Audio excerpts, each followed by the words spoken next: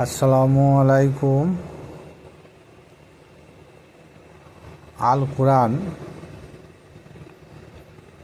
শুধু যে মুসলমানদের উপরে আল্লাহ পাক রব্বুল আলামিন নাযিল করেছেন, এটা সম্পূর্ণ ধারণাটা ভুল। এই কোরআন সমগ্র বিশ্ববাসীর জন্য, যত ধর্মের লোক আছে প্রত্যেক ধর্মের জন্য এই আল কোরআন।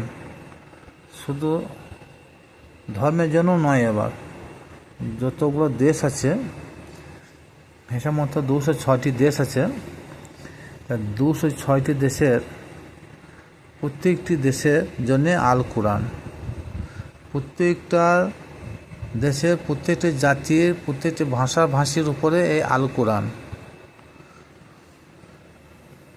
তাহলে শুধু এই মুসলমানদের জন্য যে আল কোরআন, এটা তার নয়।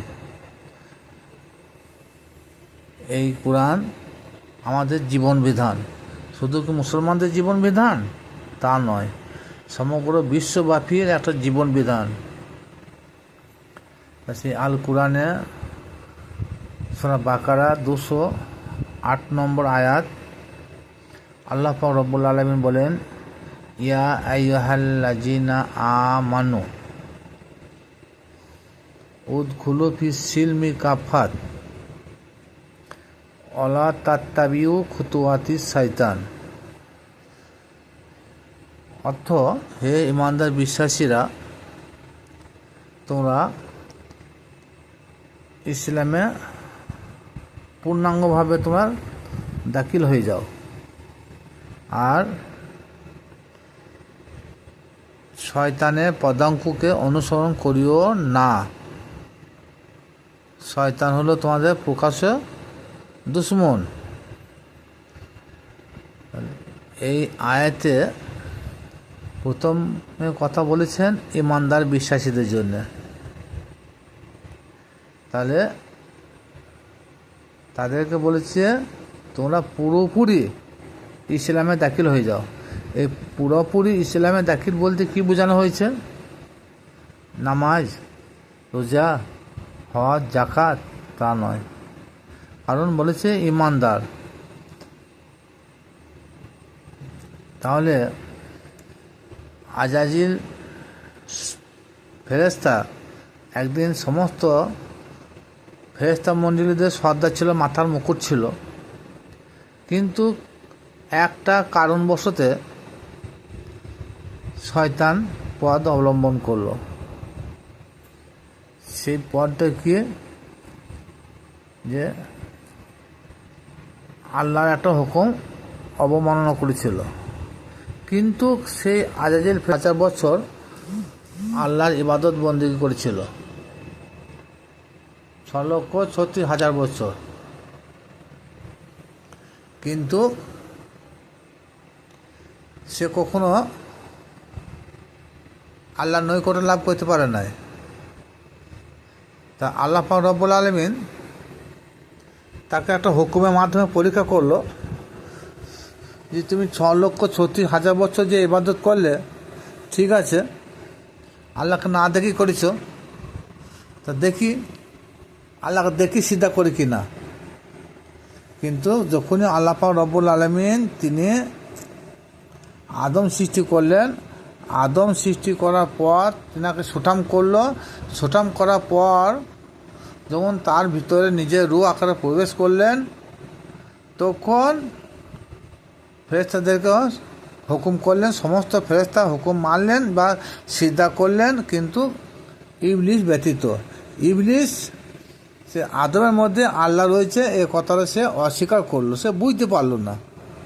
তাহলে এতদিন সে না দেখে সিজদা করলো, কিন্তু আদমের ভিতরে যে আল্লাহ রয়েছে দেখে সিজদা করবে, কিন্তু সেটা তার দ্বারা সম্ভব হলো না। তার জন্যে কী হলো? লানাতুল্লাহি আলা ইবলিসের পদবী তার ঘাড়ে চাপলো। তার জন্য কোরআন কয়েক জায়গায় ঘোষণা দিয়েছে যে তোমরা শয়তানের পদাঙ্ককে অনুসরণ করিও না।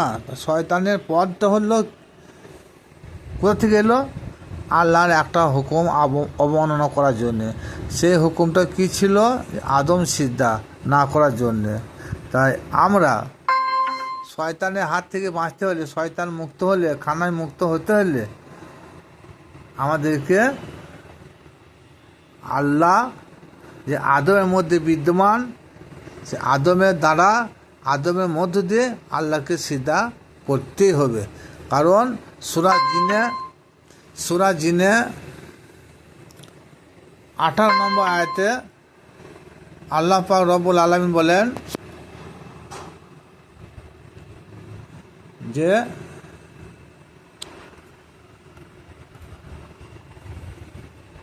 সকল সিজদার মালিক হলো আল্লাহ। এই কথাটা ডিপলি ভাবতে হবে একটু। তাহলে সিজদা একরকম নয়, যত রকম সিজদা আছে সকল সিজদার মালিক আল্লাহ। যেমন একটা উদাহরণ দিচ্ছি, আমার যদি একটা চিনির মিল আছে, একটা তেলের মিল আছে, একটা কাপড়ের মিল আছে, বিভিন্ন ধরনের মিল আছে, আমি প্রত্যেকটা মিলের মালিক। তাহলে আমি যে বলি সমস্ত মিলের মালিক আমি, তাহলে কি বোঝাচ্ছে? ও তেলের মিলের মালিক আমি, ও গুড় মিলের মালিক আমি, তারপরে সুতুর মিলের মালিক আমি, রাইস মিলের মালিক আমি, যত রকমের কলকারখানা মিল থাক না সমস্ত মালিক আমি। তাহলে আল্লাহ পাক রব্বুল আলামিন তিনি বলতে চাইছেন যে সমস্ত সিজদার, সকল সিজদার মালিক আমি। তাই যত রকম সিজদা মানুষ করুক না কেন, সমস্ত সিজদার মালিক হচ্ছে সে আল্লাহ পাক রব্বুল আলামিন। কারণ আল্লাহ পাক রব্বুল আলামিন তিনি সমগ্র সৃষ্টি জগতে প্রত্যেকটা মখলুকাতের সঙ্গে তিনি জড়িত আছেন। তার জন্য আল্লাহ পাক রব্বুল আলামিন তিনি আদমের মধ্যে যখন প্রবেশ করলেন, আজাজিলকে বললেন এবং তৎসংলগ্ন সমস্ত ফেরেশতারাও সিজদা করল, কিন্তু আজাজিল ব্যতীত। তাহলে আমরা যদি শয়তান মুক্ত হতে চাই, শয়তানের পথ যদি অনুসরণ না করি, তাহলে আমাদের কমসে কম যে আদমের মাধ্যম দ্বারা আল্লাহকে সিজদা করতে হবে। তাছাড়া পৃথিবীর জমিন ও আসমানের কণায় কণায় যদি খুঁজি বেড়ানো হয়, তাহলে এমনি প্রকাশ্য আল্লাহকে দেখা যাবে না। আল্লাহ পাক রব্বুল আলামিন তিনি আদমের মধ্যে তিনি বিদ্যমান।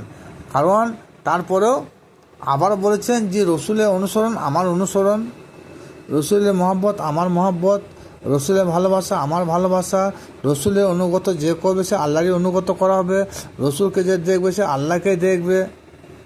তাহলে কি বোঝা গেল? রসুলের মধ্যে দিয়ে আল্লাহকে সিজদা করতে হবে। আর আপনি যতই নামাজ করুন আর হজ করুন, যাকাত দেন, দান খয়রাত করুন, যাই করবেন করুন না কেন, যতক্ষণ পর্যন্ত আপনি শয়তান মুক্ত না হতে পেরেছেন ততক্ষণ ওই নামাজ, রোজা, হজ, যাকাত, কলমার কোনো দাম নাই। আল্লাহ পাক রব্বুল আলামিন বলেছেন যে জমিন ও আসমানে যারা আছে সবাই আমার সিজদা করে, সবাই আমার ইবাদত করে, সবাই আমার প্রশংসা করে। তাই সপ্তম জমিন ও আসমানে তার মাঝে কি আজাজিল শয়তান বাদ পড়ছে? কখনো না। আল্লাহ বলে নাই যে সপ্তম আসমানে ও জমিনে যা কিছু আছে আজাজিল ব্যতীত সবাই আমার প্রশংসা করে, সবাই আমার সিজদা করে, সবাই আমার ইবাদত করে, এ কথা কোনো জায়গায় আল্লাহ বলে নাই।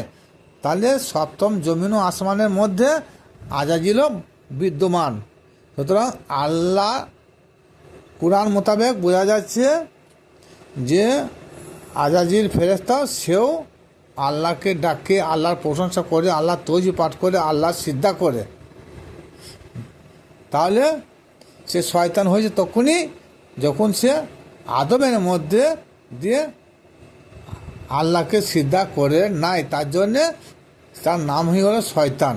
তা আমাদেরকে শয়তান মুক্ত হতে হলে যে আমাদেরকে কর্তব্য যে আদমকে উপলক্ষে আদমকে কেন্দ্র করে আল্লাহকে সিজদা করতে হবে। সে সিজদা আদমকে নয়, সে সিজদা আমরা আল্লাহকেই করি। আসসালামু আলাইকুম।